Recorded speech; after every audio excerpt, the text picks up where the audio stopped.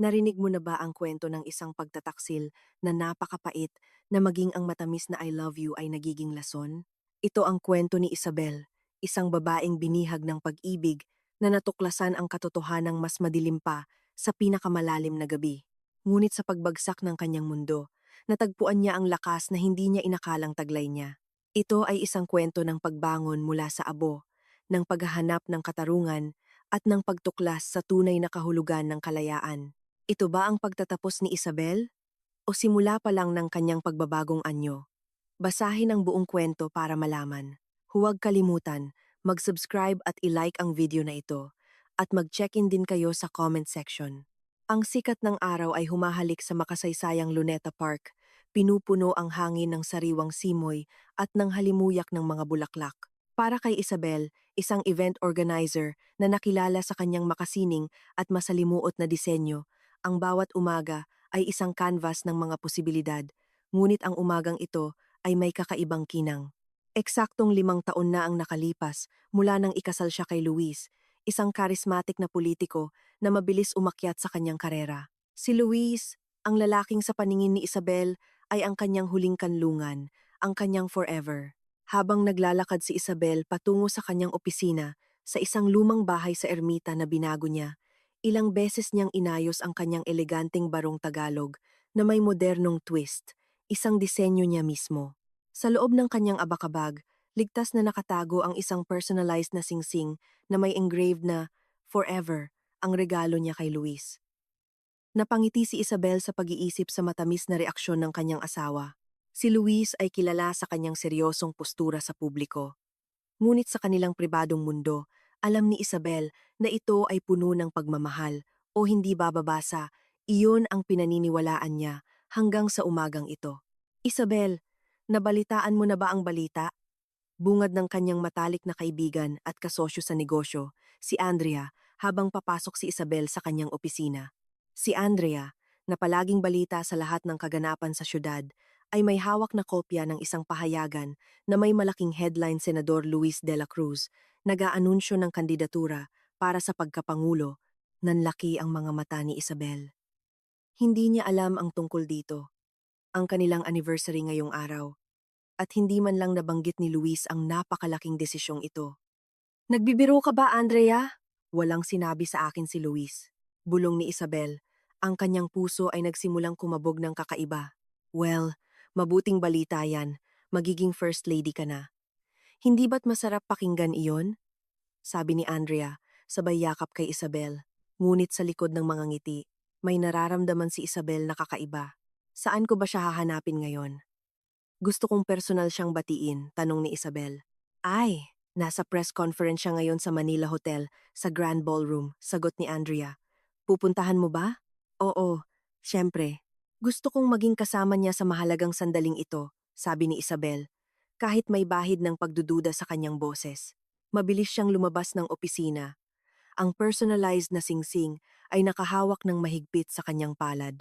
Pagdating sa Manila Hotel, napuno ang Grand Ballroom ng mga mamamahayag, politiko at mga taga-suporta. Nakita ni Isabel si Luis sa entablado, nakangiti, nagbibigay ng matalinghaga at nakakakumbinsing talumpati. Ang kanyang karisma ay nakakahawa. Ngunit sa gitna ng kanyang talumpati, may nakita si Isabel na pumukaw sa kanyang atensyon. Isang sapatos na may mataas na takong na bahagyang nakasilip sa ilalim ng podium. Isang sapatos na alam niyang hindi kay Luis. Ito ay sa isang babae. Lumapit si Isabel. Ang kanyang puso ay nagsisimulang tumibok ng mas mabilis. Sa likod ng podium, nakatayo si Andrea, ang kanyang matalik na kaibigan, nakangiti habang nakatingin kay Luis. Ang dalawa ay nagpapalitan ng isang tingin na mas matindi kaysa sa pagkakaibigan. Isang tingin na puno ng pagtataksil. Nanlamig ang buong katawan ni Isabel. Ang kanyang hininga ay bumara sa kanyang lalamunan. Ang personalized na singsing sa kanyang kamay ay tila biglang naging mabigat. Mahal. Ang salitang binitiwan ni Luis ay parang martilyo na dumurog sa kanyang mundo. Ngunit ang salitang ito ay hindi para sa kanya. Ito ay para kay Andrea. Maraming salamat sa aking mahal na campaign manager at sa aking inspirasyon, si Andrea Reyes, sa kanyang walang sawang suporta, sabi ni Luis. At inakbayan si Andrea. Ipinakita niya ito sa publiko na parang isang trophy. Ang mga flash ng kamera ay nagmistulang kidlat, nagpapaliwanag sa madilim na katotohanan. Pakiramdam ni Isabel ay dinurog ang kanyang puso. Ang mundong binuo niya sa loob ng 5 taon ay gumuho sa isang sandali lamang. Ang surpresang kanyang binalak ay naging pinakamasaklap na bangungot. Nandoon siya, hindi makagalaw, isang tahimik na saksi sa pinakamatinding pagtataksil. Sa kadiliman ng Grand Ballroom, sa likod ng malaking kurtina na nakahiwalay sa main stage, sumandal si Isabel. Ang kanyang mga luha ay umaagos, binabasa ang kanyang barong Tagalog. Ang tunog ng palakpakan at masiglang musika mula sa press conference ay tila nagmistulang tawanan ng demonyo. Isabel, bakit ka narito? Isang boses ang nagpabalik sa kanya sa realidad. Si Mang Tonyo, ang matagal na nilang tsuper, nakatayo sa kanyang likuran, dala ang kanyang itim na SUV. Mang Tonyo, iuwi mo ako, paos na sabi ni Isabel, ang kanyang boses ay nanginginig. Pero ma'am, susunduin niyo pa daw po si Sir Luis para sa anniversary dinner ninyo sa Vertis Lounge, sagot ni Mang Tonyo. Wala nang anniversary, Mang Tonyo. Wala na, bulong ni Isabel. Sa likod ng SUV, habang papalayo sa hotel, nakaramdam si Isabel ng matinding galit. Hindi lang siya emosyonal na pinagtaksilan, kundi niloko pa siya sa harap ng publiko. Ang lalaking akala niya ay kanyang kapareha ay isang traidor. Ang kaibigang itinuring niyang kapatid ay isang ahas. Sa loob ng kanyang abakabag, hinawakan ni Isabel ang kanyang cellphone. Naalala niya ang isang lumang recording app na minsan niyang ginamit para sa kanyang mga ideya sa disenyo. Sa gitna ng kanyang galit, isang malamig na determinasyon ang binuo. Hindi siya maaaring lumabas ngayon. Hindi sa harap ng marami. Kailangan niyang maging isang anino. Kailangan niyang marinig ang bawat detalye ng kanilang plano. Mang Tonyo, ihatid mo ako sa kondo ni Luis sa Makati. Huwag mong sabihin kay Luis na nakita mo ako, utos ni Isabel. Sa kondo ni Luis, nakita ni Isabel ang kanyang sasakyan, isang asul na Mini Cooper na nakaparada sa garahe. Bumaba siya sa SUV ni Mang Tonyo, na may kabog sa dibdib. Pinilit niyang mag-isip ng makatwiran. Marahil ay may kliyente si Luis na tagalabas o baka may ino-order siyang espesyal para surpresahin siya. Napangisi siya sa ideyang iyon. 2 taong sinusubukang surpresahin ang isa't isa, bulong niya. Nilapitan ni Isabel ang kotse. Tahimik ang paligid. May iilang sasakyan lamang na nakaparada sa malayo. Kinapa niya ang kanyang bag at natagpuan ang ekstrang susi ng sasakyan ni Luis na lagi niyang daladala. Isang ugali na nabuo mula nang madalas magreklamo si Luis na nawawala ang kaniyang susi. Imbes na kumatok sa bintana o tumawag, isang mapaglarong ideya ang pumasok sa kanyang isip. Paano kung gawin niyang masaya ang sorpresa? Plano ni Isabel na pumasok ng palihim sa kotse, magtago sa likurang upuan, at kapag pumasok na si Luis at pinaandar ang makina, lalabas siya at sisigaw ng happy anniversary. Dahan-dahan at maingat, pinindot ni Isabel ang unlock button. Isang mahinang click ang narinig, ngunit halos hindi ito marinig sa ingay ng mga sasakyan sa kalsada. Bahagya niyang binuksan ang pinto sa likuran at gumapang papasok. Ang loob ng sasakyan ay puno ng paboritong pabango ni Luis na sandalwood. Isang amoy na laging nagpapakalma sa kanya. Ngunit may isa pang bahagyang amoy na humalo rito. Isang matamis na amoy ng bulaklak, tila pabango ng babae. Kumunot ang noo ni Isabel. Baka bagong car freshener lang. Sinubukan niyang mag-isip ng makatwiran. Hinila ni Isabel ang ilang business jacket ni Luis na nasa likurang upuan para ipantakip sa kanyang sarili. Nagkubli siya sa sahig, sa likod mismo ng upuan ng driver, at tinakpan ang sarili ng mga jacket at ilang maliliit na unan. Sa posisyong ito, hindi siya makikita maliban kung sinadyang silipin ng papasok ang ilalim ng upuan. Lumipas ang ilang minuto, naging mainit at kulob sa loob ng sasakyan, ngunit hindi gumalaw si Isabel. Ang kanyang puso ay malakas na tumitibok sa pananabik na parang isang bata. Inisip niya ang karaniwang seryosong mukha ni Luis na magiging gulat at pagkatapos ay magiging isang inis na ngiti. Inihanda na ni Isabel ang mga matatamis na salita para simulan ang kanilang romantikong gabi. Ngunit pagkatapos ng 10 minuto, may mga yabag na papalapit. Hindi isa kundi 2 tao. Pinigil ni Isabel ang kanyang hininga. Narinig niya ang mahinang tawa ng isang babae, isang boses na napakapamilyar, isang tawa na madalas niyang naririnig kapag sila'y nanananghalian o namimili. Si Andrea. Nanigas si Isabel. Bakit kasama ni Luis si Andrea? Bumukas ang mga pinto sa harap. Si Luis sa upuan ng driver at ang babae na tunay ngang si Andrea, ang matalik niyang kaibigan sa upuan ng pasahero. Grabe, ang init ngayon, sabi ni Andrea. Ang kanyang boses ay puno ng lambing. Malayong malayo sa kanyang propesyonal na tono sa opisina. Naramdaman ni Isabel ang paninikip ng kanyang dibdib. Sinubukan pa rin niyang mag-isip ng positibo. Marahil ay katatapos lang ng kanilang meeting. Ngunit bakit kailangang sumakay si Andrea sa kotse ni Luis? Hindi ba't may sarili siyang sasakyan? Konting tiis lang, mahal. Bubuksan ko na ang aircon. Sagot ni Luis. Ang salitang mahal ay parang martilyo na bumasag sa mundo ni Isabel. Ang kanyang hininga ay bumara sa kanyang lalamunan. Ang buong katawan niya ay biglang nanlamig. Mas malamig pa sa hanging nagsimulang dumaloy mula sa aircon. Ang kanyang kamay na may hawak sa kahon ng regalo ay nagsimulang manginig ng husto. Sa ilalim ng madilim na tumpok ng mga jacket, ipinikit ni Isabel ang kanyang mga mata. Umaasang isa lamang itong masamang panaginip.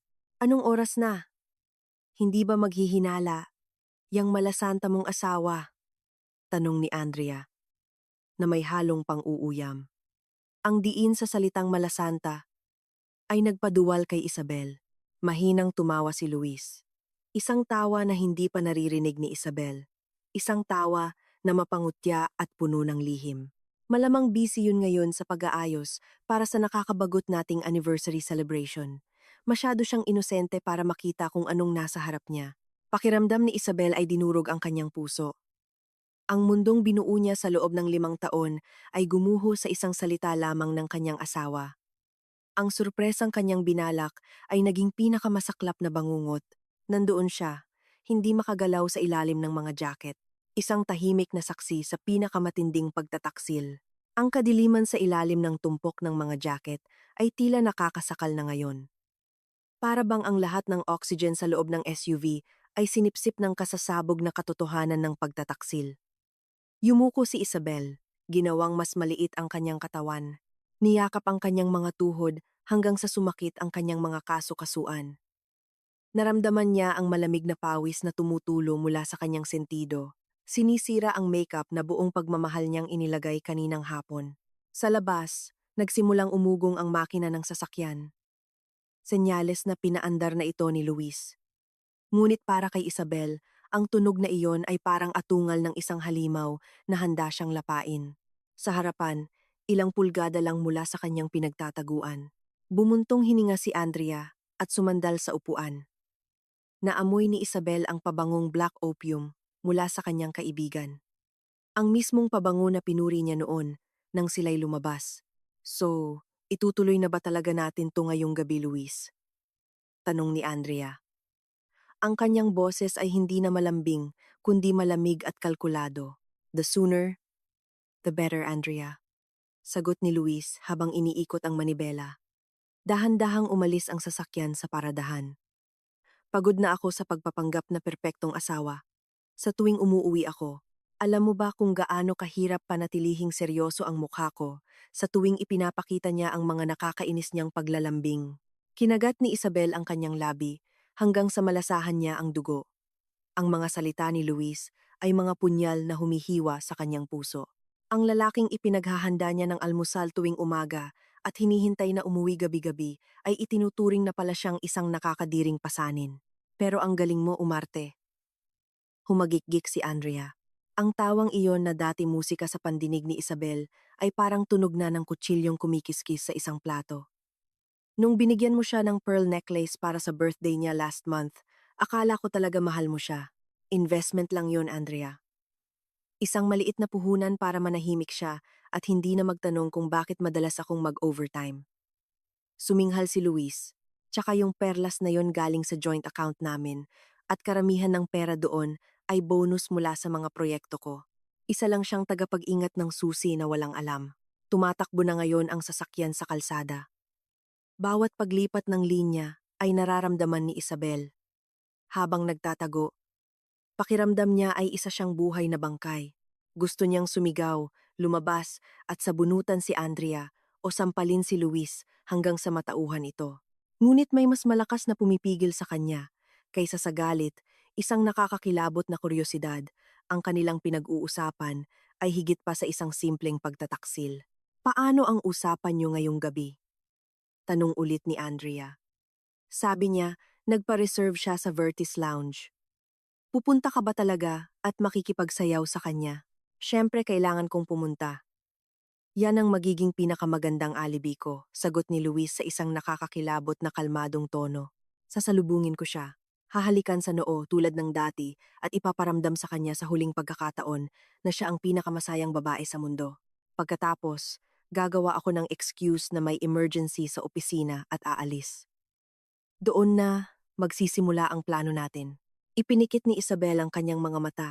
Ang mga luhang kanina pa niya pinipigilan ay tuluyan ng bumagsak. Binabasa ang jacket ni Luis na ginagamit niyang panago. Sa huling pagkakataon, ano ang ibig sabihin noon? Lahat ng dokumento sa briefcase ko, maayos na.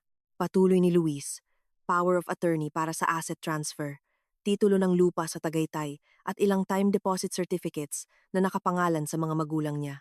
Kailangan ko lang makuha ang pirma niya sa ilang papeles ng insurance na isiniksik ko sa pagitan ng mga papeles para sa anniversary. Tiwalang-tiwala yun sa akin. Hindi niya babasahin ang fine print at kapag nailipat na lahat ng assets, hahayaan mo na lang siyang maghirap, sabi ni Andrea. Ang kanyang boses ay puno ng kasiyahan. Nanahimik si Luis sandali. Ang katahimikang iyon ay mas mabigat kaysa sa anumang salita na kanyang binitiwan. Pinigil ni Isabel ang kanyang hininga. Ang kanyang tainga ay umuugong habang hinihintay ang sagot na magdidikta sa natitirang bahagi ng kanyang buhay. Hindi sapat ang paghihirap, Andrea. Sa wakas ay sinabi ni Luis sa isang mababang boses na puno ng puot. Isang puot na hindi maintindihan ni Isabel kung saan nagmumula. Matigas ang ulo ni Isabel. Kapag nalaman niyang niloko ko siya, dadalhin niya ang mga abogado ng tatay niya at hahabulin ako hanggang sa impyerno. Kailangan nating siguraduhin na hindi niya tayo mabibigyan ng pagkakataong idemanda tayo o sabihin kanino man ang totoo. Kaya inihanda ko, ang mundo ni Isabel ay tuluyan ng gumuho. Hindi lamang siya emosyonal na pinagtaksilan. Hindi lamang siya material na ninakawan. Nasa loob siya ngayon ng isang sasakyan kasama ang lalaking nagpaplano ng kanyang kamatayan.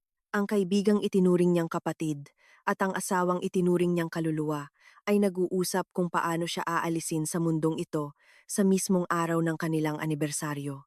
Hinawakan ni Isabel ng mahigpit ang kanyang cellphone sa loob ng bag hanggang sa mamuti ang kanyang mga buko. Isa lang ang naunawaan niya. Hindi siya maaaring lumabas ngayon. Sa gitna ng papatahimik na kalsadang ito, wala siyang lakas na labanan ang dalawa. Kailangan niyang manatiling pasahero sa dilim. Kailangan niyang marinig ang bawat detalye ng kanilang plano. Ang sama mo talaga, Luis, bulong ni Andrea. Ngunit sa kanyang tono, walang takot kundi isang baluktot na paghanga. Kaya nga ikaw ang pinili ko. Kailangan natin ang isa't isa, Andrea. At kapag nawala na si Isabel, wala nang hahadlang sa lahat ng dapat na mapasa atin. Malamig na tugon ni Luis. Patuloy na tumakbo ang sasakyan. Dinadala si Isabel sa isang madilim na katotohanan na hindi niya kailanman naisip. Sa ilalim ng mga jacket, dahan-dahang binuksan ni Isabel ang record mode ng kanyang cellphone. Kung ito na ang kanyang huling gabi, isinumpa niyang hindi siya aalis ng walang laban. Ang tunog ng sasakyan sa aspalto ay parang tunog ng buhangin sa isang orasan. Nagbibilang pababa sa natitirang buhay ni Isabel. Sa ilalim ng tumpok ng mga jacket na ngayon ay parang isang kabaong nagawa sa tela, idinikit ni Isabel ang kanyang cellphone sa dibdib. Tiniyak niyang masasagap ng mikropono ang bawat panginginig ng boses mula sa harapan. Huminga siya ng mababaw sa pamamagitan ng bibig upang hindi marinig ang kanyang naghahabol na hininga. Yung aksidente. Sigurado ka na ba sa lugar? Binasag ni Andrea ang katahimikan. Tila binuksan niya ang kanyang vanity mirror. Narinig ni Isabel ang maliit na click ng pulbo sa compact. Tumikhim si Luis. Ang tunog na dati may autoridad sa pandinig ni Isabel ay parang tunog na ng isang halimaw. Slex may 42-kilometer mark. Mayroong road repair doon na hindi pa tapos. Halos walang ilaw at ang mga harang ay pansamantalang concrete blocks lang. Nakakontrata na ako ng isang tao para magmaneho ng isang lumang truck na may sirang preno. Alam niya ang plaka ng kotse na ginagamit ni Isabel kapag mag-isa siya, pero hindi naman siya mag-isang magmamaneho ngayong gabi. Ikaw ang susundo sa kanya mula sa restaurant. Naguguluhang tanong ni Andrea. Doon nga papasok ang plano. Paliwanag ni Luis na parang nagpresenta ng isang marketing strategy sa opisina. Pagkatapos ng hapunan, magpapanggap akong may emergency call mula sa opisina. Sasabihin ko sa kanya na mauna na siyang umuwi sa taxi o ng isang sasakyan na inihanda ko. Yung kotse niya pinadala ko sa talyer kaninang umaga para daw sa oil change. Hindi siya maghihinala kung sasabihin kong mas ligtas ang kotseng yon. Ipinikit ni Isabel ang kanyang mata. Oo nga. Kaninang umaga, ipinilit ni Luis na dalhin ang kotse ni Isabel sa talyer. Hinalikan pa siya nito sa noo at sinabing para hindi masiraan sa daan ang mahal kong asawa. Ngayon alam na niya na hindi iyon pag-aalala, kundi paghahanda para sa kanyang pagbitay. At sigurado ka bang pipirmahan niya yung mga papeles ng hindi binabasa? Tanong ulit ni Andrea. Si Isabel. Nakikita niya ang mundo sa pamamagitan ng mga salaming kulay rosas. Suminghal si Luis. Isisingit ko yung asset transfer documents sa pagitan ng mga papeles para sa educational plan ng magiging anak namin o isang love contract. Sa madilim na ilaw ng isang romantikong restaurant at kaunting alak, maiiyak yun sa tuwa at pipirmahan ang anumang iabot ko. Naniniwala siyang ako ang tagapagtanggol niya.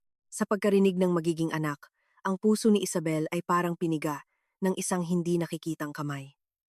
Plano nilang simulan ang pagbuo ng pamilya sa susunod na buwan.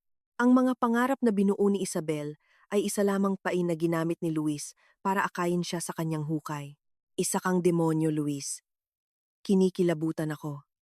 Mahinang tumawa si Andrea. Ang kanyang mga salita ay nagpapahayag ng takot ngunit ang tono ay puno ng pananabik. Pero siguraduhin mong makukuha ko ang parte ko. Ang kondo sa Singapore at ang share sa kumpanya ng tatay niya ay dapat mailipat agad pagkatapos ng settlement period.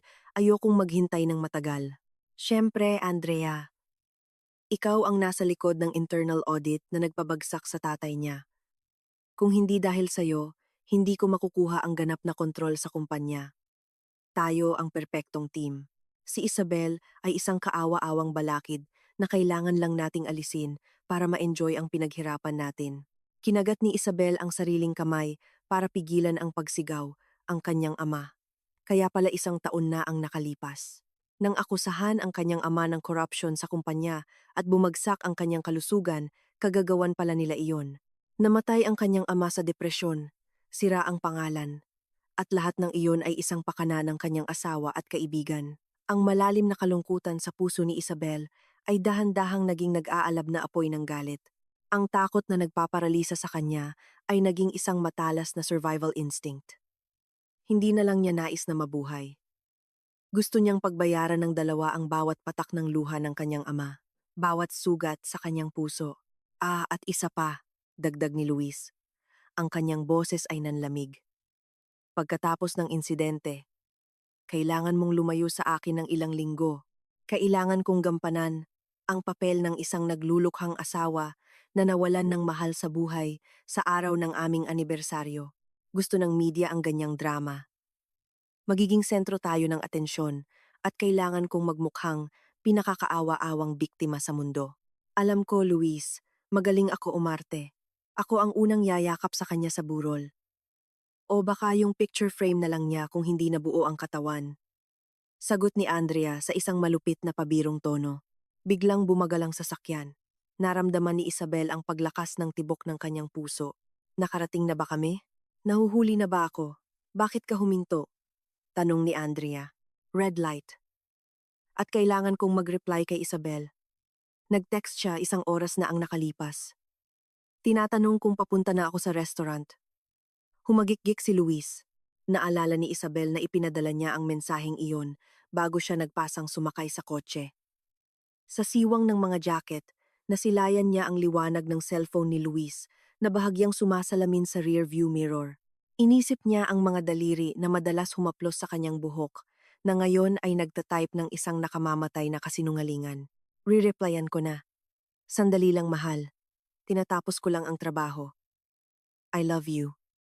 Binasa ni Luis ang mensahe sa isang mapanuyang tono bago ito ipadala. Sa ilalim sa madilim na sahig ng kotse, naramdaman ni Isabel ang pag-vibrate sa kanyang bag. Natanggap ng kanyang cellphone ang mensahe. I love you. Ang mga salitang dati nagbibigay sa kanya ng lakas ay isa na ngayong nakamamatay na lason. Huminga ng malalim si Isabel. Alam niyang wala na siyang maraming oras. Malapit nang makarating ang sasakyan sa restaurant o sa kanilang susunod na tagpuan, kailangan niyang magdesisyon. Manatiling nagtatago hanggang sa bumaba si Luis o humanap ng paraan para makatakas bago magsimula ang plano ng aksidente. Ngunit habang kinakapa ang kanyang bag, may nahawakan siyang matigas. Ang ekstrang susi, isang mabigat na bote ng pabango, at isang maliit na folding knife na madalas niyang gamitin sa pagbubukas ng mga package sa opisina. Alam ni Isabel na wala siyang lakas para sa isang pisikal na laban. Ngunit mayroon siyang recording, mayroon siyang katotohanan. At higit sa lahat, mayroon pa siyang bentahe ng sorpresa. Hindi alam ni na Luis at Andrea na ang kanilang biktima ay nakaupo mismo sa likuran nila, nakikinig sa bawat karumal-dumal na planong kanilang binuo. Go na, Luis. Green light na, sabi ni Andrea. Muling umandar ang sasakyan. Naghanda si Isabel. Ang bagong yugto ng kanyang buhay ay magsisimula na hindi bilang isang mahinang asawa, kundi bilang isang anghel ng kamatayan para sa mga taong sumira sa kanyang buhay. Ang SUV ay nagpatuloy sa paglalakbay sa mga kalsada ng Maynila na nagsisimula ng bumigat ang trapiko sa likurang upuan. Pakiramdam ni Isabel ay nasa loob siya ng madilim at malamig na tiyan ng isang balyena. Bawat salitang binitiwan ni na Luis at Andrea ay parang pako sa kanyang kabaong. Ngunit ang sakit ay napalitan na ng matinding determinasyon. Hindi ako mamamatay dito. Hindi sa kanilang mga kamay ngayong gabi. Natawagan mo na ba yung tao para i-confirm kung ready na ang truck? Tanong ni Andrea matapos ang ilang minutong katahimikan na binasag lamang ng isang ironic na love song mula sa radyo. Oo, maikling sagot ni Luis. Naka-standby siya sa isang gas station sa 35-kilometer mark. Gagalaw siya agad kapag binigyan ko ng signal na pumasok na si Isabel sa expressway sakay ng inihandang kotse. Magmumukhang ordinaryong karambola lang dahil sa brake failure. Walang maiiwan na ebidensya ng sabutahe sa kotse ni Isabel. Technically, ang kotseng gagamitin niya ay bahagyang kinalikot ngayong hapon para magkaroon ng biglaang mechanical failure. Nanginig si Isabel. Ang kanyang isip ay napunta sa briefcase ni Luis na nakalagay sa likurang upuan, katabi mismo ng tumpok ng mga jacket kung saan siya nagtatago. Kung makukuha niya ang mga dokumentong iyon, ang mga asset transfer forms at ebidensya ng stock manipulation, hindi lang siya mabubuhay, kundi tuluyan niyang wawasakin si Luis sa legal at pinansyal na paraan. Sa tapang na nagmula sa desperasyon, sinimulan ni Isabel na igalaw ang kanyang kamay. Napakabagal na para bang inaabot ng oras ang bawat pulgadang galaw. Kailangan niyang siguraduhin na hindi masyadong kakaluskos ang mga jacket na nakatakip sa kanya. Sa kabutihang palad, medyo malakas ang volume ng musika ni Luis na nagtatakip sa anumang maliliit na ingay. Nahawakan ng kanyang kamay ang gilid at nahanap ang leather na ibabaw ng briefcase ni Luis. Nahanap ko. Naramdaman ni Isabel ang zipper ng briefcase. Dahan-dahan. Dahan-dahan niyang hinila ito. Ang zip na tunog ay napakalakas sa kanyang pandinig. Ngunit sina Luis at Andrea ay abala sa pagtatawanan tungkol sa kanilang planong biyahe sa Maldives pagkatapos ng settlement. Kaya hindi nila napansin. Gusto ko yung villa na may direct access sa dagat. Luis, kailangan nating ipagdiwang ng bongga ang kalayaang ito. Malambing na sabi ni Andrea. Anything for you. Kapag na-liquidate na natin ang mana niya, barya lang ang Maldives. Pwede pa tayong bumili ng property doon kung gusto mo. Mayabang na sagot ni Luis. Nagtagumpay si Isabel na buksan ng briefcase ng sapat para maipasok ang kanyang kamay. Sa loob, kinapa niya ang isang tumpok ng mga papel. Salamat sa madilim na liwanag mula sa mga poste ng ilaw na tumatagos sa tinted na bintana, nakita niya ang isang asul na folder. Nakasulat sa itaas Delmar Properties, Inheritance Rights and Asset Transfer, ang kumpanya ng kanyang ama. Tumibok ng malakas ang puso ni Isabel. Kinuha niya muli ang kanyang cellphone. Gamit ang nanginginig na kamay, binuksan niya ang flash sa pinakamahinang setting. Tinatakpan ng mga daliri ang liwanag para hindi ito sumalamin sa harap at sinimulang kunan ng litrato ang bawat pahina. Bawat click ng kamera ay parang pako sa karera ni Luis. Ngunit biglang nagpreno ng malakas ang sasakyan. Punyeta! Baliw na motorista! Sigaw ni Luis habang biglang kinabig ang manibela para iwasan ng isang motorsiklo.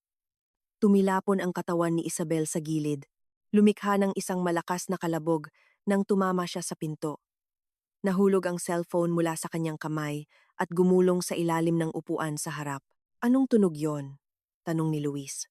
Ang kanyang mga mata ay agad na tumingin sa rearview mirror. Nanigas si Isabel. Pinigil niya ang kanyang hininga hanggang sa sumakit ang kanyang dibdib. Hindi siya gumalaw. Nanatiling nakabaluktot sa isang hindi komportableng posisyon sa sahig. Baka yung mga gamit mo lang sa likod ang gumulong. Sabi ni Andrea bahagyang lumingon sa likuran. Isang magulong tumpok ng mga jacket lang ang nakita niya. Si Luis ay nakatingin pa rin sa rearview mirror ng may pagduda. Parang may tao sa likod. Praning ka lang dahil sa malaking plano natin, Luis. Hinaplos ni Andrea ang braso ni Luis para pakalmahin ito. Mag-focus ka sa pagmamaneho. Malapit na tayo sa restaurant. Kailangan mong isuot yung pinakamapagmahal na asawa sa buong mundo na mukha mo. Okay.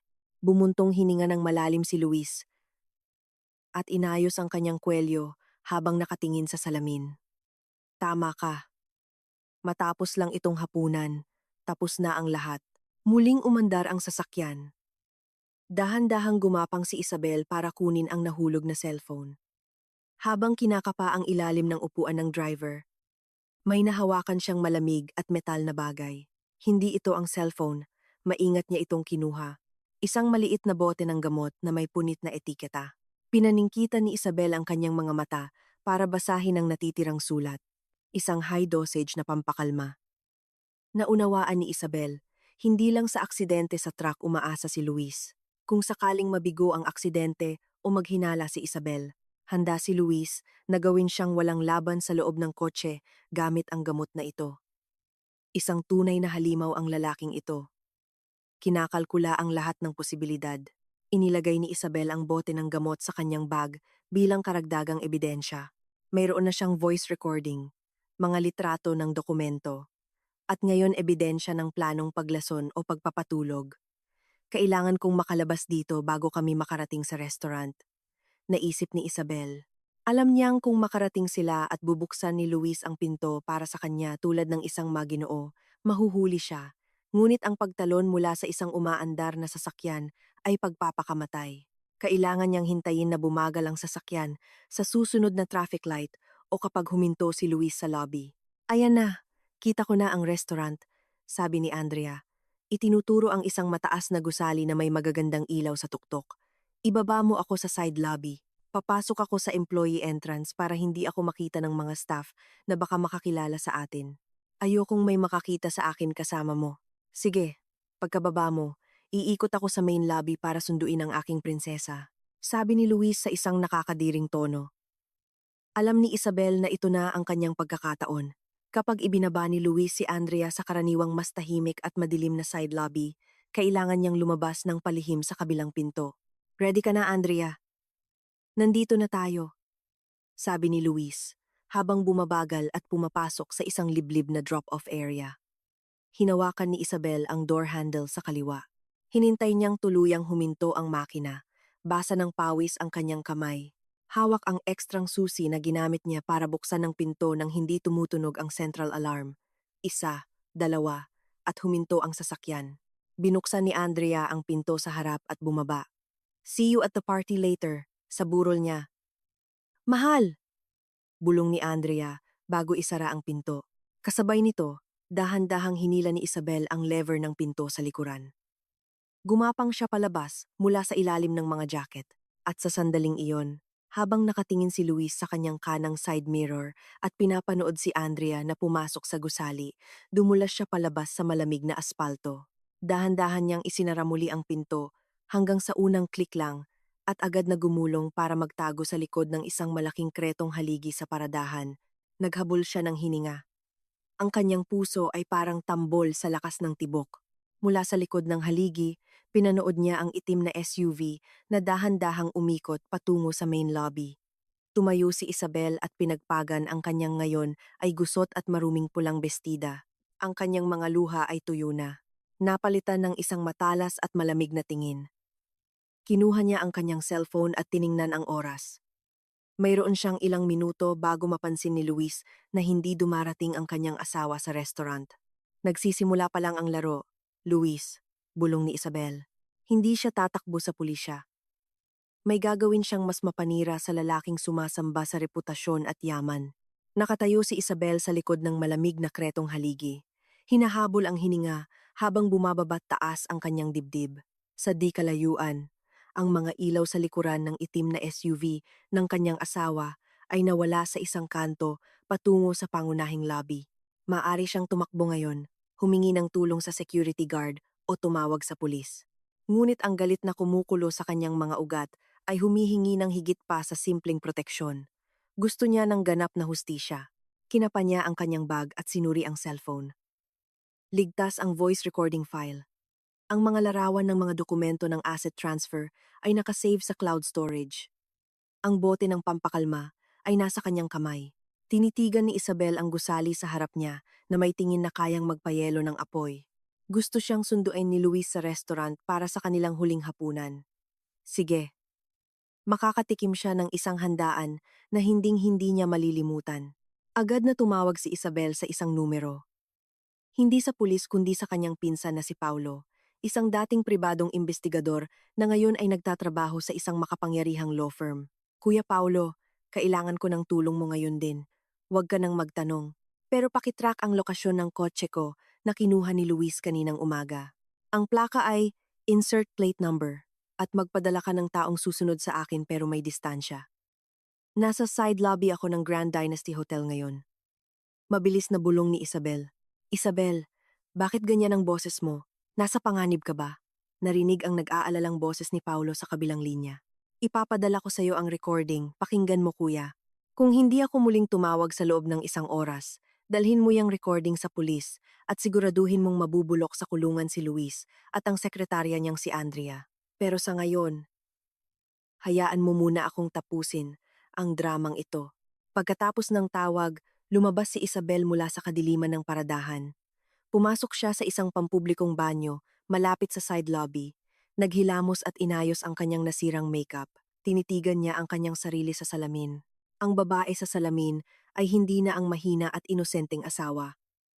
Ang kanyang mga mata ay matalas. Ang kanyang panga ay matigas. Nagsuot siya ng scarf para takpan ang mga dumi sa kanyang bestida. Naglakad si Isabel patungo sa main lobby na may tiwala sa sarili. At tulad ng inaasahan, nakita niya ang SUV ni Luis na nakaparada sa drop-off area. Si Luis ay nakatayo doon. Mukhang hindi mapakali habang tinitingnan ang kanyang relo. Nang magtama ang kanilang mga mata, agad na nagbago ang ekspresyon ni Luis sa isang mainit na ngiti. Ang ngiting dati hinahangaan ni Isabel. Isabel, mahal. Saan ka galing? Tatawagan na sana kita. Akala ko hindi ka pa dumarating, sabi ni Luis habang papalapit na akmang yayakapin siya. Naramdaman ni Isabel ang matinding pagkasuklam nang yumakap ang mga braso ni Luis sa kanyang balikat, ngunit pinilit niyang huwag umiwas. Tinugunan niya ang ngiti nito ng isang kasinungalingan ding tamis. Sorry mahal, na-traffic yung taxi, nasinakyan ko kaya bumaba na lang ako sa kanto at naglakad. Dumiretso lang ako sa banyo para mag-ayos. Ganoon ba? Ang ganda mo ngayong gabi. Dapat maging perpekto ang anniversary natin, puri ni Luis. Binuksan niya ang pinto ng kotse para kay Isabel. Sakay na. Naghihintay na ang restaurant. Sumakay si Isabel sa upuan ng pasahero. Ang mismong upuan kung saan nakaupo si Andrea, ilang minuto lang ang nakalipas. Naamoy pa niya ang naiwang pabango ni Andrea na black opium. Sumakay si Luis sa upuan ng driver. Walang kamalay-malay na ang kanyang asawa ay kagagaling lang sa likurang upuan ng parehong sasakyan. Luis! Tawag ni Isabel habang papaandarin na sana ng asawa niya ang kotse. Mahal? Mahal mo ba talaga ako? Tanong ni Isabel. Nakatingin ng diretso sa harap. Natigilan si Luis sandali. Ngunit pagkatapos ay mahinang tumawa at hinawakan ang kamay ni Isabel. Siyempre. Bakit mo naman naitanong yan? Ikaw ang buhay ko, Isabel. Wala ako kung wala ka. Tama, wala ka kung wala ang yaman ng tatay ko. Mapait na naisip ni Isabel. Gusto ko lang siguraduhin kasi parang iba ang pakiramdam ngayong gabi. Umakyat ang kotse sa pribadong paradahan ng restaurant. Habang nasa biyahe, sinubukan ni Luis na pagaanin ang pakiramdam sa pamamagitan ng pag-uusap tungkol sa kanilang mga plano sa hinaharap. Ang bagong bahay na gusto nilang bilhin, ang ipinangakong bakasyon. Nakikinig si Isabel na may kumukulong damdamin. Bawat salitang lumalabas sa bibig ni Luis ay isa pang pako sa kanyang pagtataksil. Nang makarating sila sa marangyang restaurant, napakaromantiko ng ambiyanse. Ang kanilang mesa ay nasa isang sulok na may tanawin ng skyline ng Maynila. May mga kandila at isang violinist ang tumutugtog ng kanilang paboritong kanta. May inihanda ako para sa'yo, sabi ni Luis. Pagkatapos nilang umorder ng pagkain, kinuha niya mula sa kanyang briefcase ang isang eleganteng leather folder, ang mismong briefcase na hinalungkat ni Isabel kanina. Ito ay isang lifetime educational plan para sa ating magiging pamilya. Gusto kong pirmahan natin ito ngayong gabi bilang simbolo ng ating pangako sa hinaharap. Kinuha ni Isabel ang folder. Sa ilalim ng madilim na liwanag ng kandila, tiningnan niya ang mga papel. Sa itaas ay malinaw na tungkol sa insurance. Ngunit alam ni Isabel na sa gitna o sa dulo ay naroon ang mga dokumento ng asset transfer na magpapahamak sa kanya. Pirmahan mo na rito, mahal, sabi ni Luis. Ang kanyang mga mata ay nagniningning sa pag-asa. Pag-asa para sa yaman na malapit ng mapa sa kanya. Hinawakan ni Isabel ang pluma. Ang dulo nito ay dumampi sa papel. Nakita niya si Luis na tila nagpipigil ng hininga. Alam mo, Luis, may surpresa rin ako para sa'yo, biglang sabi ni Isabel. Inaalis ang pluma bago pa man ito makasulat. Surpresa. Ano yon? Halata ang pagkainip sa boses ni Luis, ngunit sinubukan niyang manatiling kalmado. Inilabas ni Isabel ang kanyang cellphone at inilagay sa mesa katabi mismo ng kandila. May ni-record akong isang napakagandang bagong kanta. Kailangan mong pakinggan. Tungkol ito sa isang lalaki na nagpaplano ng isang aksidente para sa kanyang asawa sa 42-kilometer mark ng SLEX. Ang mukha ni Luis ay agad na namutla. Ang kulay ng kanyang balat ay nagbago mula sa maliwanag patungo sa kulay abo sa loob lamang ng ilang segundo. Ang kanyang kamay na may hawak sa baso ng alak ay nagsimulang manginig ng husto. Isabel, anong sinasabi mo? Anong pinagsasabi mo? Hirap na sabi ni Luis. Pakinggan mo lang, mahal. Sabi mo inosente ako, di ba? Pinindot ni Isabel ang play button. Ang sariling boses ni Luis ang umalingaw-ngaw sa speaker ng cellphone Slex sa may 42-kilometer mark. Magmumukhang ordinaryong karambola lang dahil sa brake failure. Ang romantikong ambience ng restaurant ay biglang nabasag. Ang violinist ay nagpatuloy sa pagtugtog sa likuran. Ngunit para kay Luis, ang tunog mula sa cellphone ay parang kampana ng kamatayan. Sa kabilang panig ng mesa, nakatingin sa kanya si Isabel na may pinakamalamig na ngiti sa mundo. Habang sa ilalim ng mesa, ang mga daliri ni Isabel ay nagtatype na ng mensahe kay Paulo, hulihin niyo na siya. Isang nakabibinging katahimikan ang bumalot sa kanila. Pinuputol ang dating mainit na kapaligiran ng restaurant. Ang boses ni Luis mula sa recording ay patuloy na pumupuno sa maliit na espasyo ng kanilang sulok na mesa. Nanigas si Luis. Ang kanyang kamay na may hawak sa baso ng alak ay nanatiling nakabitin sa hangin. Tinitigan niya ang cellphone ni Isabel na para bang isa itong bomba na sasabog anumang oras. Isa lang siyang tagapag-ingat ng susi na walang alam. Narinig ang mayabang na boses ni Luis mula sa recording. Malayong malayo sa lalaking pinagpapawisan ng malamig sa harap ni Isabel ngayon. Nag-cross ng braso si Isabel sa mesa at tinitigan ng asawa ng may nakamamatay na kalmadong ekspresyon. Ang ganda pala ng boses mo sa recording, Luis. Mas malinaw kaysa sa inaasahan ko. Mukhang maganda ang acoustic sa likod ng kotse mo para mag-record ng pagtataksil. Hirap na lumunok si Luis. Ang kanyang Adam's apple ay gumalaw pataas at pababa. At ang kanyang mga mata ay nagsimulang maglibot sa restaurant na para bang hinahanap si Andrea o isang daang palabas. Isabel, hindi yan tulad ng iniisip mo. Biruan lang yan. Nagpupustahan lang kami ni Andrea tungkol sa isang movie script. Oo, isang movie script para sa isang bagong ad campaign. Mahinang tumawa si Isabel. Isang tuyong tawa na walang bahid ng saya. Isang movie script tungkol sa pagpaplano ng kamatayan ng sarili mong asawa para makuha ang assets ng Delmar Properties. Isang script na may kasamang pagsabotahe sa kotse ko at pagkuha ng isang truck driver sa 42-kilometer mark ng SLEX. Sa tingin mo ba ganoon ako katanga, Luis? Ang mukha ni Luis ay nagbago mula sa pamumutla patungo sa pamumula. Ang maskara ng pagiging perpektong asawa na isinuot niya sa loob ng 5 taon ay tuluyan ng nabasag. Inilalantad ang mukha ng isang sukol na mandaragit. Akin na yang cellphone, Isabel. Ang kanyang boses ay mababa at nagbabanta na ngayon. Para ano? Papatayin mo ako dito? Sa harap ng lahat ng mayayaman at respetadong taong ito, pinapahalagahan mo ang reputasyon mo. Di ba, Luis? Isang maling galaw mo lang. Tapos na ang career mo ngayong gabi. Biglang sumugod si Luis. Sa isang mabilis na kilos, sinubukan niyang agawin ang cellphone sa mesa, ngunit inaasahan na ito ni Isabel. Mabilis niyang hinila ang cellphone at isinilid sa maliit na bag na kanyang yakap. Ibigay mo sa akin ang cellphone, Isabel. Huwag mo akong piliting gumamit ng sigaw ni Luis na naging dahilan upang lumingon ang ilang customer sa katabing mesa. Nagawa mo na, Luis? Pinatay mo na ako sa isip mo noong binalak niyo ni Andrea ang lahat ng ito. Tumayo si Isabel mula sa kanyang upuan. At huwag mo nang hanapin si Andrea, malamang naghihintay siya sa banyo o sa employee entrance. Pero nagpadala na ako ng mensahe sa security ng building na may isang babae na magtatangkang manggulo sa isang event dito. Nagulat si Luis.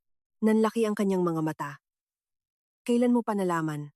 Kaninang hapon noong sumakay ako sa likod ng kotse mo, susurpresahin sana kita para sa anniversary natin, Luis. Pero ako pala ang nakatanggap ng pinakamalaking surpresa sa buhay ko. Kinuha ni Isabel ang peking insurance folder na ibinigay ni Luis at pinunit sa dalawa sa harap ng kanyang mukha. Lahat ng totoong dokumento sa briefcase mo, nakuhanan ko na ng litrato, pati na ang ebidensya ng money transfer sa truck driver na yon. Hawak ko na lahat. Biglang nag-vibrate ang cellphone ni Luis sa mesa. Isang tawag mula kay Andrea. Nag-atubili si Luis sandali bago sagutin ito gamit ang nanginginig na kamay. Luis, anong nangyayari? Bakit ako hinahanap ng security? Narinig ang nagpapanik na boses ni Andrea mula sa telepono, sapat na malakas para marinig ni Isabel. Inagaw ni Isabel ang cellphone ni Luis at inilapit sa kanyang bibig. Hello, Andrea. Si Isabel to. Salamat sa pagbati mo sa aming anniversary at salamat sa napakagandang collaboration nyo ng asawa ko. Siguradong magiging interesado ang mga pulis sa kwento ko tungkol sa aksidente sa 42-kilometer mark ng SLEX. Ibinaba ni Isabel ang tawag at inihulog ang cellphone ni Luis sa isang punong baso ng red wine. Plop! Tumalsik ang pulang likido sa mamahaling puting polo ni Luis. Nag-iwan ng mantsa na parang dugo. Anong gusto mo? Paos na tanong ni Luis. Mukha siyang talunan. Ngunit alam ni Isabel na ang lalaking ito ay may matatalas pa ring kuko. Wala na akong gusto mula sa iyo, Luis, dahil simula sa sandaling ito, wala ka ng pag-aari. Kinuha ni Isabel ang kanyang bag. Lahat ng account ng tatay ko na nasa ilalim ng pangangasiwa mo ay na-freeze na sa pamamagitan ng isang emergency instruction mula sa family lawyer namin. 10 minuto na ang nakalipas. Hindi mo na mababayaran yung truck driver. Hindi ka na makakapagbayad ng abogado. At malamang, hindi mo na rin mababayaran ang hapunan na ito. Tumayo si Luis at sinubukang hawakan ang braso ni Isabel. Ngunit biglang lumitaw sa likuran niya ang dalawang matipunong lalaki na naka-dark suit, ang mga taong ipinadala ni Paulo. May problema po ba, Mrs. Isabel? Tanong ng isa sa mga lalaki sa isang matatag na tono. Ang kanyang tingin ay nakapako kay Luis. Bahagyang ngumiti si Isabel. Wala naman. Nalaman lang po niya na nawala na sa kanya ang lahat. Pakisigurado lang na mananatili siya rito hanggang sa dumating ang mga autoridad para kunin siya sa kasong attempted murder at asset embezzlement. Tumalikod si Isabel at umalis sa restaurant. Ang tunog ng kanyang mga takong ay matatag na umalingaw-ngaw sa marmol na sahig. Hindi siya lumingon kahit na narinig niyang tinatawag ni Luis ang kanyang pangalan sa isang desperadong boses. Paglabas niya sa lobby, humampas sa kanyang mukha ang malamig na hangin ng gabi. Huminga ng malalim si Isabel na para bang kalalabas lang niya mula sa pagkakalunod ng ilang taon. Ngunit alam niyang hindi pa tapos ang lahat. Mayroon pa siyang isang lugar na kailangang puntahan bago matapos ang gabi, ang mismong lugar kung saan dapat nangyari ang aksidente. Kailangan niyang siguraduhin na walang ibang biktima sa relasyon nina Luis at Andrea. Sumakay si Isabel sa kotseng inihanda ni Paulo sa 42 kilometer mark ng SLX please. Utos niya sa driver. Mayroon pa tayong isang huling palabas na kailangang patigilin. Ang kulay pilak na sedan na ipinadala ni Paulo ay humahawi sa kadiliman ng South Luzon Expressway. Sa likurang upuan, tuwid na nakaupo si Isabel. Ang kanyang mga mata ay blankong nakatitig sa mga dumadaang poste ng ilaw na parang mga abo ng mga alaala ni Luis na tuluyan ng nasunog. Sa tabi niya ay isang tablet na nagpapakita ng isang gumagalaw na GPS point ang lokasyon ng orihinal na sasakyan ni Isabel na minamaneho ngayon ng isang asset ni Luis patungo sa lugar ng kanyang pagbitay. Gaano pa kalayo sa 42 kilometer mark? Tanong ni Isabel. Ang kanyang boses ay banyaga maging sa sarili niyang pandinig malamig at walang emosyon. Mga 10 minuto na lang po, Ma'am Isabel. Ang team ni Sir Paulo ay nakaposisyon 2 kilometro sa likod ng target. Mahinahong sagot ng matipunong driver. Binuksan ni Isabel ang kanyang cellphone. Dose-dosena ng missed calls mula sa mga hindi kilalang numero na malamang ay si Andrea at mga nagpapanik na kasamahan ni Luis. Binaliwala niya ang lahat. Ang kanyang focus ay nasa isang lugar na lang, ang construction site kung saan nakatakda ang kanyang kamatayan. Nilagpasan nila ang 39 kilometer mark. Nakikita na ni Isabel ang mga kupas na road sign sa ilalim ng madilim na ilaw. Nagsisimula ng humupa ang trapiko sa kalsada. Ang mga malalaking truck na may kargamento ay mabagal na gumagapang sa kaliwang linya. Ang kanilang mga makina ay umuugong na parang banta. Inisip ni Isabel na sa isa sa mga truck na iyon, may isang taong binayaran para banggain siya. Ayan na po, bulong ng driver. Itinuturo ang daan sa harap. Sa di kalayuan, natanaw ni Isabel ang kanyang personal na sasakyan, isang asul na Mini Cooper na labis niyang minamahal na tumatakbo sa gitnang linya sa isang matatag na bilis. Sa loob nito, hindi si Isabel kundi isang asset ni Paulo na kumpleto sa helmet at protective gear. Hindi alam ni Luis na napalitan na ang pain. Biglang mula sa isang madilim na direksyon ng isang service area, isang lumang container truck na walang karga ang dumulas papasok sa expressway. Hindi nito binuksan ang mga headlight. Tanging ang malabong clearance lights lang ang nakasindi. Agresibo ang galaw nito. Agad na tumawid sa dalawang linya patungo sa posisyon ng asul na kotse ni Isabel. Nagsimula na siya. Bulong ni Isabel. Ang kanyang puso ay malakas na tumitibok. Isang kakaibang kilabot ang naramdaman niya habang pinapanood ang sariling plano ng pagpatay na nagaganap sa kanyang harapan. Nagsimulang dumikit ang truck sa asul na kotse ni Isabel. Sa unahan ay isang kumikitid na construction zone. Ang mga kretong harang ay nakalinya sa kanan. Lumilikha ng isang nakamamatay na daanan. Kung maiipit ang kotse sa pagitan ng truck at ng mga konkreto, walang puwang para mabuhay. Ma'am, kailangan na nating kumilos, sabi ng driver ni Isabel. Habang tinatapakan ng accelerator, sumibad ang sinasakyan nilang kotse, nag-overtake sa kaliwa at ilang beses na nag-flash ng high beam sa driver's side ng truck. Isang mahabang busina ang bumasag sa katahimikan ng gabi. Nakita ni Isabel ang pagkagulat ng truck driver. Tila nag-atubili ito. Lumingon sa sasakyan ni Isabel na ngayon ay kasabayan na niya sa pagtakbo. Ibinaba ni Isabel ang bintana. Hinampas ng malakas na hangin ang kanyang mukha, ngunit hindi niya ito ininda. Gusto niyang makita siya ng driver. Gusto niyang malaman ang taong binayaran na ang kanyang target ay nakatingin ng diretso sa kanya. Tigil! Sigaw ni Isabel. Ang kanyang boses ay tinangay ng hangin, ngunit itinaas niya ang kanyang cellphone na nagpapakita ng mukha ng kanyang mga magulang.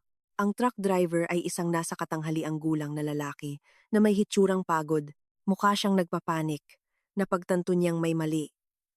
Ang malinis na planong ito ay nabuko na. Ngunit dahil ang truck ay sinadya ng sirain o ihanda para masira, isang nakakakilabot na tunog ng kumikiskis na metal ang narinig. Nagsimulang sumuray ang truck. Ingat! Kinabig ng driver ni Isabel ang manibela pakaliwa habang marahas na umikot ang buntot ng truck. Ang asul na kotse ni Isabel sa unahan ay nagawang mag-emergency brake at lumipat sa shoulder bago pa man bumangga ang truck sa mga konkretong harang sa 42 kilometer mark. Isang malakas na bang ang umalingaw-ngaw. Tumalsik sa hangin ng alikabok at mga spark mula sa construction site nang salpukin ng harapan ng truck ang mga kreto sa mataas na bilis. Tila bumagal ang mundo. Pinanood ni Isabel ang truck na huminto ng palang. Hinaharangan ang halos lahat ng linya ng expressway. Ihinto niyo po sa harap, utos ni Isabel. Pagkahinto ng sasakyan, agad siyang bumaba. Binaliwala niya ang mga babala ng driver at tumakbo patungo sa umuusok na truck. Nakita niya ang truck driver na gumagapang palabas mula sa wasak na cabin. Duguan ang binti ngunit buhay pa. Tumayo si Isabel sa harap ng lalaki. Ang kanyang anino ay humaba sa ilalim ng mga kumikislap na ilaw ng construction. Tinitigan siya ng lalaki na may sukdulang takot na parabang nakakita ng multo. Sino ang nagbayad sa'yo? Mahinahon ngunit matalas na tanong ni Isabel. Hindi ko po alam. Tawag lang. Umungol ang lalaki. Sinusubukang umatras. Si Luis. Binigkas ni Isabel ang pangalan na parang isang sumpa. Hindi ka na niya babayaran ng balanse. Papunta na siya sa presinto ngayon at susunod ka na rin. Huminga ng malalim si Isabel. Nilalanghap ang amoy ng nasusunog na gulong at alikabok dito mismo sa a 42-kilometer mark.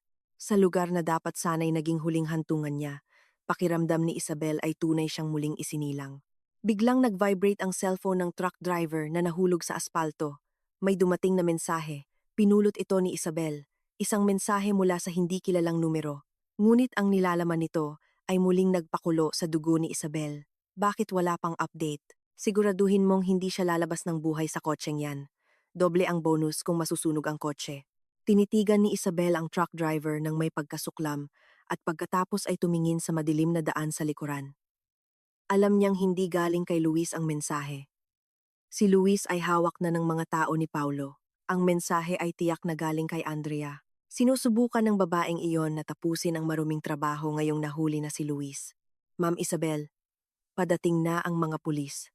Sabi ni Sir Paulo, nahuli daw si Luis ng mga sibilan matapos subukang tumakas sa restaurant at makabangga ng ibang sasakyan, ulat ng driver na lumapit.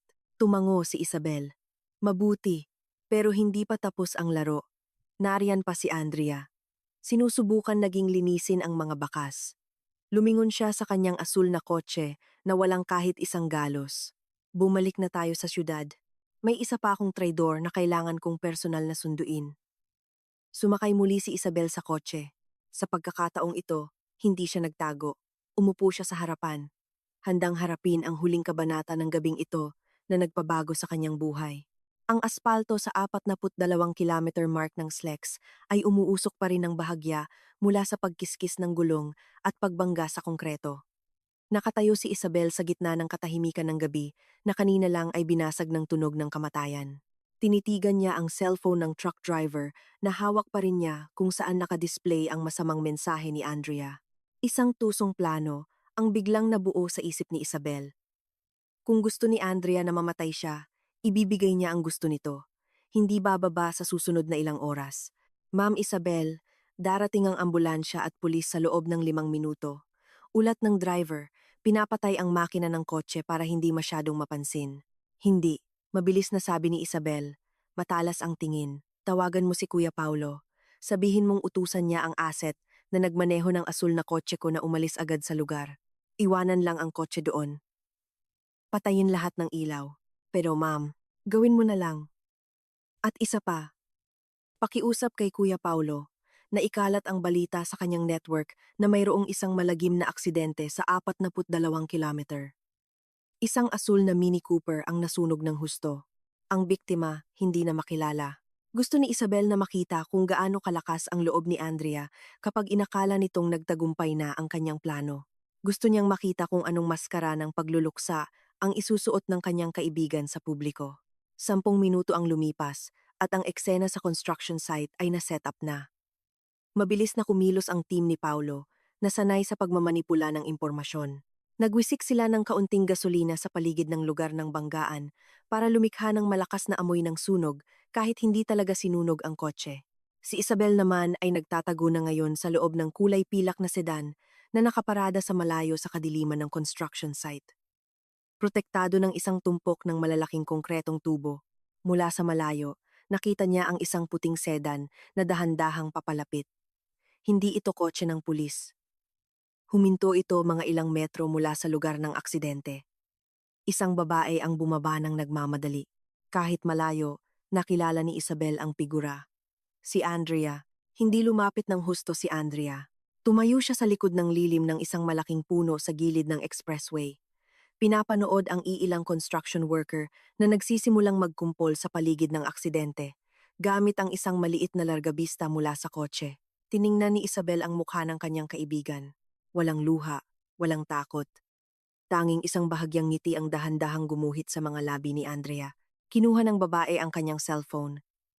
Tila kumukuha ng litrato mula sa malayo. At mabilis na bumalik sa kanyang kotse. At umalis, nag-counterflow pa sa emergency lane. Isang mapanganib na kilos na nagpapakita ng kanyang desperasyong makaalis agad doon. Nakita mo yon? Bulong ni Isabel. Iniisip niyang naging abo na ako. Saan po tayo ngayon, ma'am?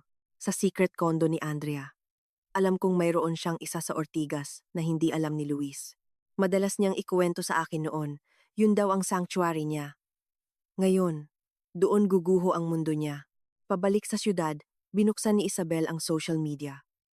At tulad ng inaasahan, nagsisimula ng kumalat ang balita tungkol sa aksidente sa 42-kilometer mark sa mga chismis account sa Maynila. Nagawa ng mabuti ni Paulo ang kanyang trabaho. Sunod na binuksan ni Isabel ang kanilang company group chat na tahimik dahil gabi na.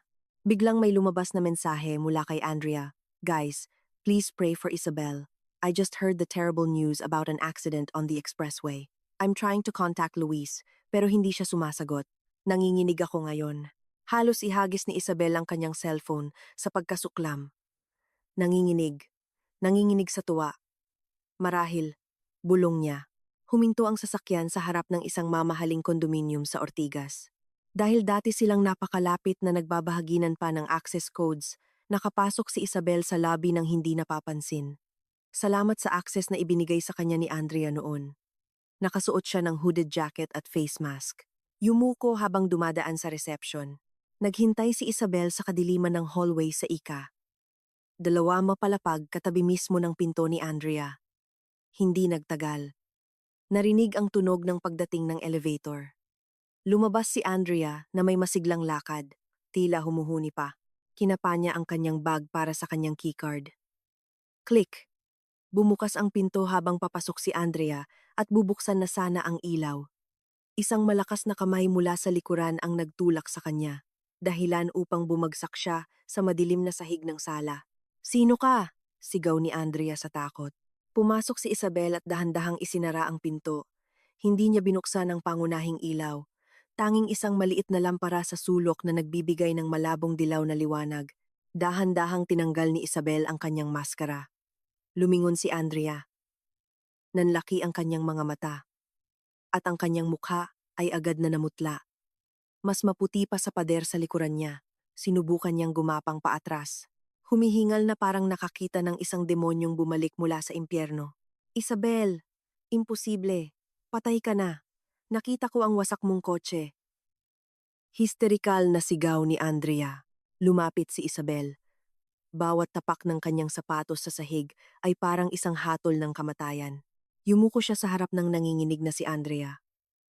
Nadismaya ka ba, Andrea? Pasensya na kung nasira ko ang celebration mo. Sabi ni Isabel sa isang napakalambing ngunit nakamamatay na tono. Wasak nga ang kotse. Pero sa kasamaang palad, wala ako sa loob. Nasa likod ako. Sa likod ng kotse ni Luis. Nakikinig sa bawat karumal-dumal na planong ibinulong mo sa tainga niya. Umiling si Andrea ng parang baliw. Hindi. Sabi ni Luis, wala kang alam. Tanga ka, Isabel. Dapat patay ka na. Isang malakas na sampal mula kay Isabel ang tumama sa pisngi ni Andrea, agad na nagpatahimik dito. Isa para sa pagtataksil mo bilang kaibigan, at isa para sa bawat sentimo ng pera ng tatay ko na tinangkamong nakawin. Inilabas ni Isabel ang isang tablet at pinatugtog ang voice recording mula kaninang hapon. Ang boses ni Andrea, tumatawa habang iniinsulto si Isabel, ang pumuno sa marangyang espasyo. Ang recording na yan, nasa pulis na, Andrea. At bad news, nahuli na si Luis. At dahil sa sobrang takot, sinimulan ka na niyang isisi sa lahat. Sinabi niyang ikaw ang nagplano ng pagpatay dahil ikaw ang contact ng truck driver. Sinungaling! Plano niya yun! Sigaw ni Andrea. Nagtatanggol sa sarili. Alam kong pareho kayong bulok. Tumayo si Isabel. Pero ang pagkakaiba, si Luis ay nasa selda na ngayon habang ikaw narito pa. Naghahanda, dala ang pasaporte at pera mo, hindi ba? Itinuro ni Isabel ang briefcase ni Andrea na nakakalat sa sahig. Wala kang mapupuntahan, Andrea. Naghihintay sa'yo ang mga pulis sa labas ng pintong ito. Pero bago ka nila dalhin, isa lang ang dapat mong malaman. Lahat ng ninakaw nyo nabawi ko na. Ang kondo na ito, ang mga minanipula mong stocks. Lahat yan bumalik sa pangalan ko. Isang oras na ang nakalipas. Naglakad si Isabel patungo sa pinto. Iniiwan si Andrea na histerikal na umiiyak sa sahig. Bago lumabas, bahagyang lumingon si Isabel. Matulog ka ng mahimbing, Andrea. Sana magustuhan mo ang bago mong uniforme. Pagkatapos ng mahabang gabi, isang kulay abong umaga ang sumikat sa kalangitan ng Maynila. Nakatayo si Isabel sa tabi ng malaking salaming bintana sa ikaibabaw na palapag ng Delmar Properties Headquarters, nakatanaw sa labas. Hindi siya nakatulog. Ang kanyang mga mata ay pagod, ngunit may apoy na nag-aalab sa loob nito.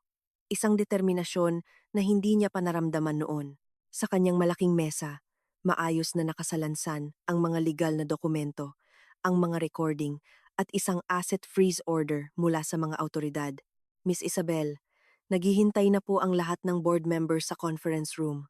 Binasag ni Paulo ang katahimikan. Nasa presinto pa rin si Luis. Patuloy siyang tumatawag ng abogado, pero walang gustong kumuha ng kaso niya, ngayong alam na nilang may attempted murder na kasama. Tumango si Isabel. Si Andrea, under interrogation. As expected, nagsimula na siyang kumanta. Ibinubunyag niya ang lahat ng detalye kung paano minanipula ni Luis ang financial reports ng kumpanya sa loob ng 3 taon para maglipat ng pondo sa mga offshore accounts. Sinusubukan niyang makakuha ng mas magaan na sentensya. Pero hawak ng pulisya ang ebidensya na siya ang nakipag-ugnayan sa hitman sa SLEX. Wala siyang takas. Inayos ni Isabel ang kanyang blazer. Tapusin na natin to. Pagpasok ni Isabel sa conference room, agad na natahimik ang lahat. Ang mga miyembro ng board at shareholders na karamihan ay matatandang kaibigan ng kaniyang yumaong ama ay tumingin sa kanya na may pinaghalong awa at paghanga. Narinig na nilang lahat ang tungkol sa aksidente. Ngunit ang makita siyang nakatayo doon, buo, malusog, at may autoridad ay isang hindi inaasahang sorpresa. Umupo si Isabel sa pinakadulong upuan, ang mismong upuan kung saan mayabang na umuupo si Luis noon. Salamat sa pagdalo ninyo. Ang boses ni Isabel ay kalmado ngunit matatag. Kilala ninyong lahat si Luis bilang isang mahusay na leader. Ngunit ngayong umaga, narito ako para ipakita sa inyo ang ibang mukha ng kanyang pamumuno. Sininyasan ni Isabel si Paulo na buksan ng projector. Sa malaking screen sa harap, lumitaw ang isang komplikadong diagram ng daloy ng pera. Sa loob ng 3 taon, sistematikong ninakaw ni Luis ang pondo ng kumpanya. Gumawa siya ng mga ghost company at minanipula ang halaga ng ating stocks. Ang kasukdulan ay ang pagtatangka niyang makuha ang buong mana ng aking ama sa pamamagitan ng pamemeke ng aking pirma sa mga dokumento ng asset transfer. Nagbulungan sa gulat ang ilang miyembro ng board. Ipinagpatuloy ni Isabel sa pamamagitan ng pagpapatugtog ng pinakamatinding bahagi ng voice recording ang sandaling pinagtatawanan ni na Luis at Andrea ang katangahan ng board na kaya nilang lokohin. Hindi ito isang personal na issue lamang sa pagitan namin ng aking asawa, patuloy ni Isabel. Ito ay isang atake sa integridad ng kumpanyang binuo ng aking ama mula sa kanyang pawis at luha. Hindi lang ako ang trinaydor ni Luis at Andrea, kundi kayong lahat. Naglabas si Isabel ng isang bagong set ng mga dokumento. Ginamit ko ang aking kapangyarihan bilang majority shareholder. Simula ngayong 8 ng umaga, opisyal nang tinanggal si Luis bilang CEO. Lahat ng kanyang share sa kumpanyang ito ay isusuko. Alinsunod sa isang fidelity clause na pinirmahan niya noong kami ay ikinasal, isang clause na inakala niyang hinding-hindi niya gagamitin. Ito ang twist na hindi napagtanto ni Luis. Ang ama ni Isabel bilang isang matalinong negosyante ay naghanda ng isang napakahigpit na prenuptial agreement. Nakasaad dito na sa kaso ng pagtataksil o anumang kriminal na gawain laban sa asawa, ang lahat ng ari-ariang nakuha sa panahon ng kasal ay mapupunta sa panig na naagrabyado. Masyadong mayabang si Luis para basahin ang fine print. Iniisip na masyado siyang mahal ni Isabel para kasuhan siya. Biglang bumukas ang pinto ng conference room. Pumasok ang isang namumutlang. Nasa katanghaliang gulang na lalaki ang personal na abogado ni Luis, Attorney Santos. Miss Isabel, nais pong makipag-usap ng kliyente ko. Nakikiusap siyang iatras ninyo ang reklamo. Nangangako siyang isasauli ang lahat at mawawala na sa buhay ninyo magpakailanman. Nanginginig na sabi ni Attorney Santos. Tinitigan ni Isabel ang abogado ng walang emosyon. Sabihin mo kay Luis na wala na siyang maiaalok. Ang kanyang mga pangako ay kasing walang halaga ng peking insurance papers na ibinigay niya sa akin kagabi. At sabihin mo rin ito, hindi ko lang siya ipakukulong sa attempted murder. Sisirain ko rin siya para hindi na siya makapagtrabaho sa anumang industriya habang buhay. Pero Miss Isabel, desperado na po siya. Desperado siya dahil nahuli siya. Kung nagtagumpay ang plano niya, isa na akong bangkay sa morgo ngayong umaga at siya ay nagdiriwang kasama si Andrea sa ibabaw ng yaman ng aking ama. Lumabas ka na, Attorney Santos, bago pa kita kasuhan bilang kasabwat sa pagtatago ng mga peking dokumento. Pagkaalis ng abogado, muling hinarap ni Isabel ang board. Ako ang pansamantalang uupo bilang CEO. Hanggang sa makahanap tayo ng karapat-dapat na kapalit. Magsasagawa tayo ng isang full-scale audit. Gusto kong malinis ang kumpanyang ito bago lumubog ang araw. Nagtapos ang meeting sa isang alanganing palakpakan mula sa mga miyembro ng board na nagsisimula ng mapagtanto na si Isabel ay hindi na ang natutulog na prinsesa na kaya nilang baliwalain. Nang mawala na ang lahat, napaupo si Isabel sa kanyang silya. Mapait ang tagumpay na ito. Nanalo siya sa pinansyal. Nanalo siya sa legal. Ngunit ang kanyang puso ay may butas pa rin. Tiningnan niya ang kanilang wedding picture na nasa isang sulok pa rin ng mesa. Gamit ang nanginginig na kamay. Kinuha niya ito. Si Luis ay nakangiti ng buong katapatan doon. Naisip ni Isabel kung saang punto naging isang maskara ng kamatayan ang ngiting iyon. Pagkatapos ay binaligtad niya ang frame at inihagis ito sa sahig na naging dahilan upang ito'y mabasag. Isabel. Dahan-dahang lumapit si Paulo. Ayos ka lang ba? Huminga ng malalim si Isabel. Pinupunasan ang marahil ay huling luha na iluluha niya para kay Luis. Higit pa sa kuya. Malaya na ako. Kinuha niya ang kanyang bag at lumabas mula sa silid na dati puno ng kasinungalingan. Mayroon pa siyang isang huling kabanata na kailangang tapusin. Gusto niyang makita si Luis sa huling pagkakataon, hindi bilang isang naglulukhang asawa, kundi bilang isang hukom sa kanyang wasak na buhay. Ang sahig ng presinto ay malamig, at ang amoy ng disinfectant ay matapang. Naglakad si Isabel sa isang madilim na pasilyo. Ang tunog ng mga susi ng guwardiya ay umaalingaw-ngaw sa mga pader. Bawat hakbang niya ay magaan ngunit may bigat. Hindi na niya suot ang pulang bestida na puno ng mapapait na alaala. Ngayon, nakasuot siya ng isang matikas na itim na blazer, simbolo ng kaniyang bagong kapangyarihan at kalayaan. 5 minuto, Miss Isabel, magalang na sabi ng pulis. Binuksan niya ang isang bakal na pinto, patungo sa isang maliit na visitation room na pinaghihiwalay ng isang makapal na salamin at isang maliit na butas para sa boses. Umupo si Isabel sa isang matigas na upuang plastik. Sa kabilang panig ng salamin, isang lalaking nakaposas ang pumasok. Hindi na ito ang eleganteng si Luis na may mamahaling suit at maayos na buhok. Ang lalaki sa harap niya ay nakasuot ng isang orange na vest ng bilanggo. Payat ang kanyang mukha, may hindi ahit na balbas at ang kanyang mga mata ay namumula sa puyat. Pagkakita kay Isabel, agad na idinikit ni Luis ang kanyang mga kamay sa salamin. Isabel, mahal, tulungan mo ako. Alam mong hindi pagkakaunawaan lang to, di ba? Si Andrea. Si Andrea ang nagplano ng lahat. Tinakot niya ako. Sabi niya, sisirain niya ang karir ko kung hindi ko siya susundin. Tinitigan lang siya ni Isabel. Walang galit, walang pagsabog ng puot. Tanging isang tuyong pakiramdam ang natira. Para siyang nakatingin sa isang ipis na natapakan sa ilalim ng kanyang sapatos. Tigilan mo na ang pag-arte, Luis. Narinig ko ang lahat sa likod ng kotse mo. Naaalala mo? Malinaw na narinig ang boses ni Isabel sa intercom. Narinig ko ang pagtawa mo habang tinatawag mo akong inosente. Narinig ko kung paano mo idinetalye ang aksidente sa 042 kilometer mark. Hindi mo ito maibibintang kay Andrea. Ikaw ang direktor. Nanahimik si Luis. Ang kaniyang mga balikat ay bumagsak. Ang maskara ng pagpapanik ay dahan-dahang nawala. Inilalantad ang malamig at tusong katangian na matagal na niyang itinatago. Inalis niya ang kanyang mga kamay sa salamin at sumandal sa upuan. Isang maliit na tawa ang kumawala sa kanya. Isang nakakakilabot na tunog. So nanalo ka ha? Bulong ni Luis. Ang mabait at maliit kong asawa. May matatalas palang kuko.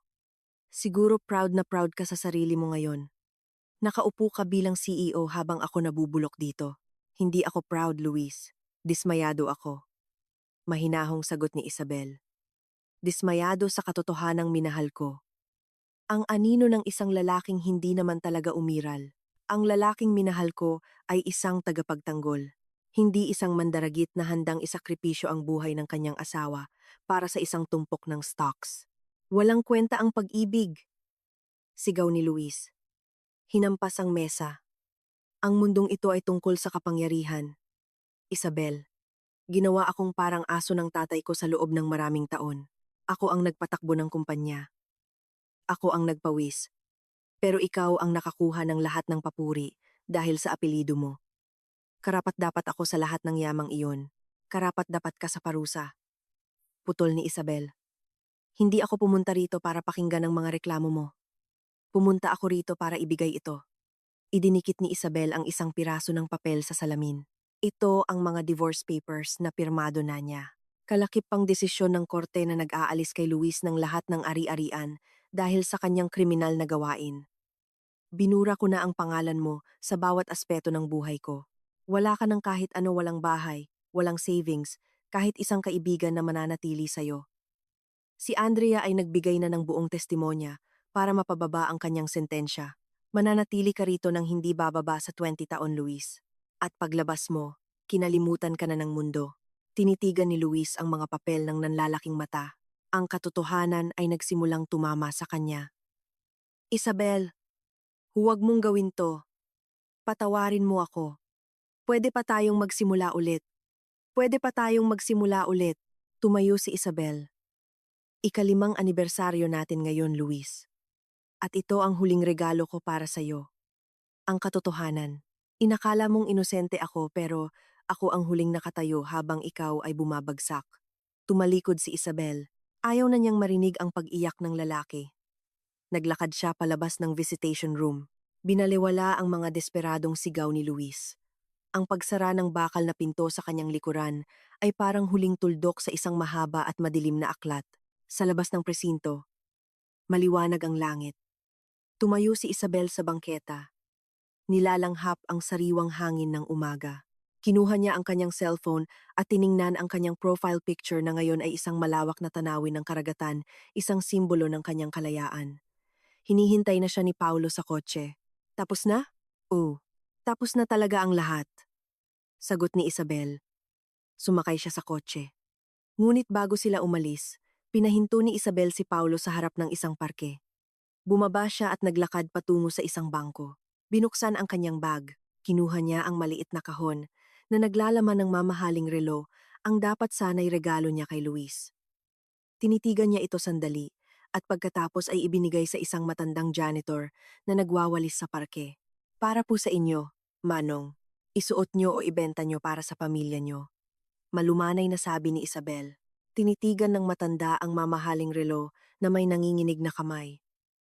Hindi alam ang gagawin. Napakaghalaga po nito, ma'am. Hindi na ngayon.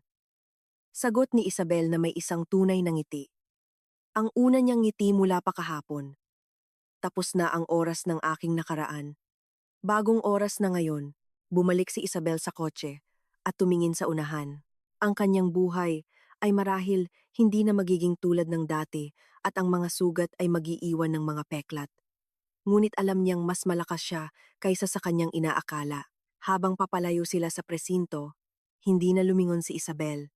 Handa na siyang isulat ang bagong kabanata ng kanyang buhay bilang bida na may ganap na kontrol sa kaniyang sariling tadhana.